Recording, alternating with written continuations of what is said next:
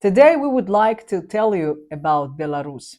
What do you know about this country except that it is a former republic of the USSR? Come with us, it will be interesting. Well, the history of the state of Belarus began in 1991 with the collapse of the USSR, when all the republics of the Union declared their independence from each other. In July 1994, the presidential elections were won by a young man, Alexander Lukashenko, 40 years old, who had once been the head of an agricultural association. It was his desire to denounce and eradicate corruption and to create a fair and socially oriented state that won him the votes of the electorate. Since then, political life in Belarus has been inextricably linked to the figure of its president, Alexander Lukashenko. In contrast to the other republics of the former USSR, which followed a westward course, Lukashenko's government quickly realized that there is no free cheese even in a mousetrap, and emphasized cooperation with Russia. It is not surprising. Common language, culture, historical memory, intertwined economic sectors. For Russia, against the background of its neighbors drifting towards Europe and NATO, Belarus became one of the few natives on the political map of Europe, and Belarus received a huge duty-free market for its agricultural and industrial sectors. Alexander Lukashenko was re-elected president several times in a row and changed the constitution, which the West mercilessly criticized. In 2005, Secretary of State Condoleezza Rice called him Europe's last dictator, a name that is now basically a legend, a bit like Rice's bad reputation. Back in the mid-2000s, there were a bunch of color revolutions in a number of former Soviet countries like Georgia, Ukraine, and Kyrgyzstan. There was an attempt at a similar thing in Belarus in 2006 and 2010 after the elections, but it didn't work out. The government and the president didn't give in to the pressure. But then, in August 2020, they had this huge, really well-organized coup attempt, which was the most powerful one yet. The head of the KGB in Belarus, the secret services still use the Soviet name, said they had never seen anything like it before. After election, Svetlana Tikhanovskaya, the pro-Western candidate, only got 2.9% of the vote, but the results were challenged and people took to the streets in protest. Strikes spread across the country and leading industrial enterprises stopped working. It wasn't an easy time for any government, but the demands for Lukashenko to resign and for the government to be dissolved were not met. The rallies were suppressed, the attempt coup failed. The opposition candidate and her family were taken to neighboring Lithuania, and the country was hit by a barrage of sanctions. The European Union, the United States, and the Baltic countries were among those imposing them. Leading mineral fertilizer companies were hit. Cargo transit through Belarus was stopped, and airlines refused to use the country's airspace. Belarus suffered both politically and economically. But after the instigators of the riots were arrested, and these were people working to Western models, people who influenced public opinion, things went back to normal. There were no more mass protests or strikes. Life carried on. However, the activities of the fake Belarusian leader in exile, Tikhanovskaya, continue. And just this year, as in the last 3 years from the halls of the WEF in Davos, she is calling for a coup against Lukashenko to weaken Russia.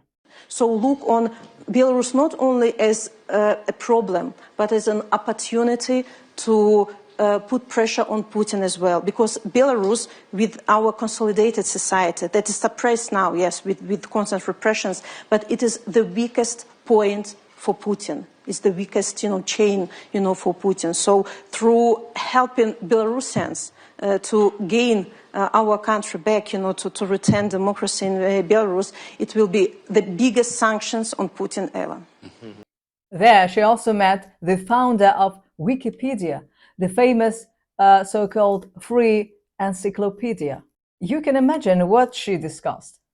In the same 2020, Belarus became an object of criticism of the world community in the field of healthcare. The fact is that the country's authorities refuse to follow the global recommendations of financial institutions and the World Health Organization on COVID-19 and to introduce restrictive measures such as mass lockdowns and forced vaccination. World Health Organization representatives accused dictator Lukashenko of hiding data on the sick. But after visiting the Republic, they were forced to take back their words. The president's opinion on inadmissibility of imposing vaccination found a positive response among the population not only in Belarus but also abroad. European Union officials called Alexander Lukashenko's approach to healthcare a mockery of the population. As I said before, Belarus is very close to Russia, but it tries to be independent. The conflict between Russia and Ukraine put Lukashenko in a very awkward position. After what happened in February 2022, it was really hard to stay neutral, which led to new sanctions against Belarus. A lot of foreign companies, especially in banking and IT, left the country. It is also very difficult for Belarusians to enter the neighboring European Union. Poland, Lithuania, and Latvia have closed many border checkpoints, and the only way to reach the European Union is by bus or your own means of transport. There are no air or rail crossings.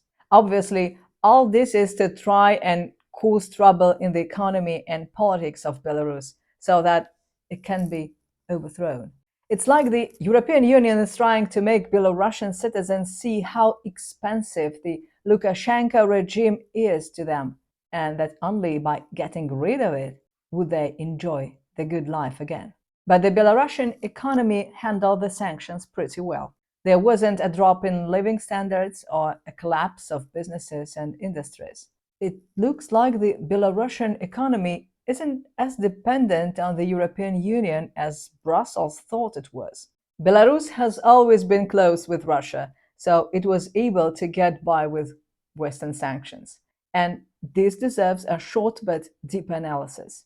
Belarus follows a socially oriented market economy, combining state involvement with market dynamics to prioritize social stability and improved living standards. This isn't a laissez-faire model, but a deliberate approach reflecting the country's values and history.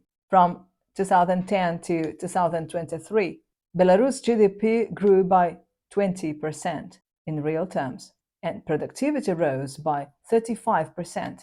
GDP per capita, adjusted for purchasing power parity, jumped from 15,400 US dollars to 30,800 US dollars, a sign of rising living standards and wealth. The economy is export-driven, with strong manufacturing, services, and agriculture sectors.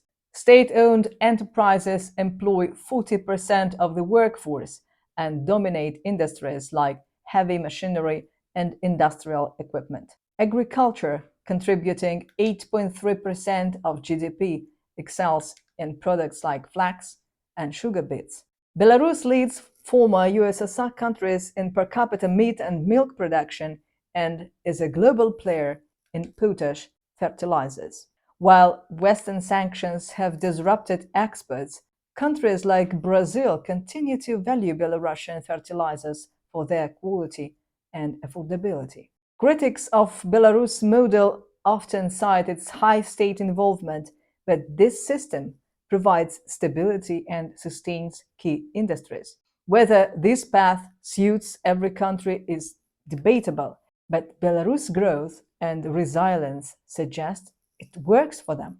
Belarus is carving its niche in the global arena by championing multipolarity, sovereignty, and mutual respect. Rejecting unipolar dominance, it envisions a world where nations independently shape their futures through equal dialogue and cooperation.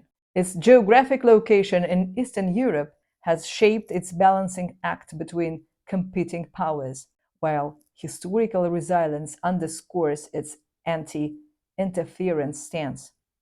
Belarus is tied with Russia, teaming up in groups like the Union States, EA, EU, and CSTO.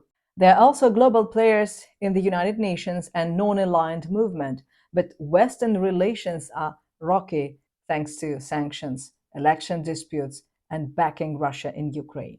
2024 was a big year. July saw Belarus join the SCO full-time, and by October, they locked in BRICS partner status while staying a key EA-EU member. Not bad for their global rep. Belarus offers BRICS strategic benefits, including its location as a trade hub, strong industrial and agricultural outputs, technical expertise, and a staunch commitment to multipolarity. Its independence and pragmatic alliances align seamlessly with BRICS' vision of a balanced global order. China emerges as a key ally, reflecting Belarus's focus on diversifying alliances to counterbalance Western pressure. Back in 2022, Chinese business invested over $100 million in the country. And in 2023, Lukashenko was in Beijing twice, with state and working visits, personally negotiating with the Chinese president. They talked about the historic rise in the level of relations between the two states, and for the first time recognized that their rapprochement is based on the commonality of ideologies. They are not just focused on business and trade, though. They are actually working together to change the way the world is governed. As a result, China is now including Belarus in its Belt and Road and Community of the Common Destiny of Mankind projects. But the best present for Alexander Lukashenko was probably Xi Jinping's support. China is right behind Belarus as it develops in a way that works for its own people. And we are not happy about other countries getting involved in Belarus business, no matter what the reason might be. Despite all the attempts to mess with its political system, economy, and culture to make it look like Belarus is Russia's puppet, it's still a free, developing country that looks out for its people. It's a place where you are guaranteed the right to work, free healthcare and education, security, and the confidence that tomorrow will be at least not worse than today. So last week, Belarus held its presidential election with the current leader, Alexander Lukashenko, getting almost 87% of the vote, which means he's now in office for 7 whole terms. The European Union has already said it won't recognize the results because it's concerned about the fairness of the election and has also voted to extend sanctions against Minsk. But something interesting happened recently. After Trump got back in power, the US State Department took Secretary Blinken's statement about not recognizing the Belarusian election results down from its website, which might be a sign that America's approach to interference is about to change. Fingers crossed. Lukashenko seems pretty chilled about the criticism from the collective West about the election. He's still focused and doesn't seem to care what they think. We know that the figure of Alexander Lukashenko is controversial and divisive. For the collective West, he is a dictator, but for many analysts in the global South, Lukashenko's role and figure were crucial to the survival of Belarus against Western neocolonialism. Perhaps Biden administration was less authoritarian or controversial, or is the collective West a veritable Garden of Eden and the rest of the world a jungle of authoritarianism? But apart from that, I can also give you my personal opinion on Belarus because I have been there several times in the past and recently. I found it a very cozy, clean, tidy, and well-organized place. The parks were full of young people playing guitars, running and cycling, and the nightlife was nice and fun. What can I say? Since it's a visa-free country, go there and see for yourself. I hope you enjoyed our analysis. Help our channel by liking and commenting on this video and subscribing if you are new.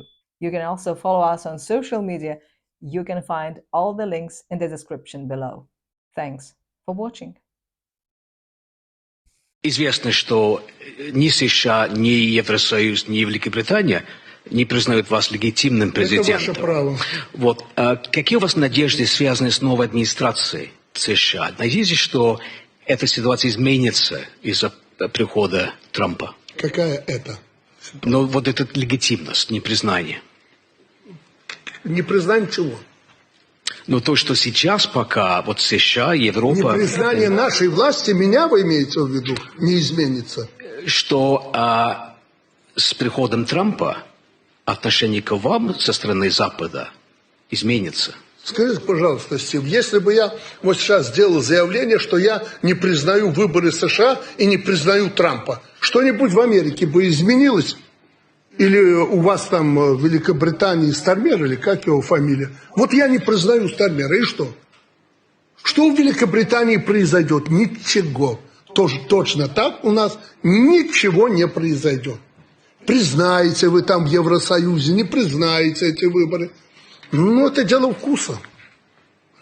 Поверьте, вот клянусь вам, это абсолютно, ну, как вы говорите мне, фиолетово. Вы признаете наши выборы или нет? Мне главное, чтобы белорусы признали эти выборы, и спокойно они завершились, как начались.